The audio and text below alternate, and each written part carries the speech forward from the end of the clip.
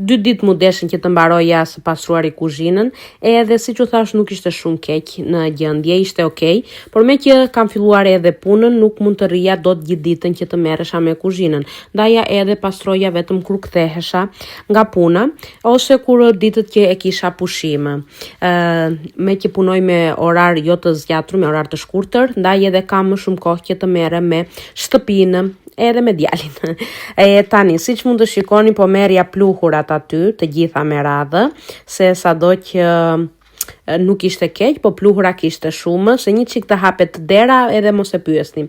Ora vajti 12:30, siç mund të shikoni, edhe atëre harrita të ha pak mëngjesin, bëra diçka të shpejtë se doja të vazhdoja me pastrimin, edhe ndaja hangra vetëm disa cornflakes me qumësht që ishin të gatshme edhe të shpejta. Pastaj e vazhdova me fshirjen edhe larjen e kuzhinës të gjitha me radhë. Pasi mbarova edhe me fshirjen edhe me larjen, këtu më shikoni që ndrova rrobat se vajti ora për të marrur djalin, edhe unë isha vonuar goxha.